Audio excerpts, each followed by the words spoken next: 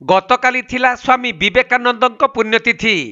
तेबे एपरी महापुरुषଙ୍କ पुण्यतिथि रे तांकरी नामधारी जणे पोखत लांचुआ पुलिस एसआई टंका लांच नेउथवा बेले विजिलेंस विभाग हाथ में धरा पड़िछंती।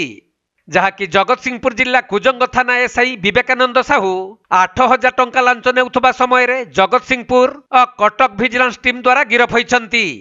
से एक विवादर समाधान करिबा पई 8,000 टंका लांच नेउथिले। हेले एही लांच संपर्क में पूर्वर विजिलेंस विभाग निकट में अभियोग थिबारु लांचुआ पुलिस एसआई को धरिबा पई पूर्वर विजिलेंस विभाग योजना प्रस्तुत करिथिबारु विजिलेंस विभाग अधिकारी माने सेठारे छपी रहिथिले।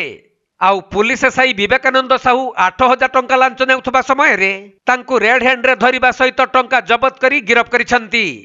सेपटे एही पुलिस एसआई जनक पूर्वर मध्य नाउगां थाना परिसर रे बसी मद्यपान करुथबार वीडियो विभिन्न गणमाध्यम रे प्रकाश पाइथिला। जेउथिपई सेतेबेले तांकु कार्यरू निलंबित मध्य करा जाइथिला।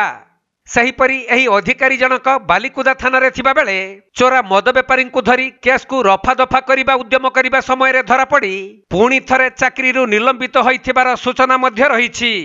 तेणु एपरी दुर्नीतिखोर पुलिस एसआई विरुद्ध रे उच्च पदस्थ अधिकारी माने की प्रकार कार्यानुष्ठान नेउछंती ताहा केवल देखिबाकू बाकी रहिला।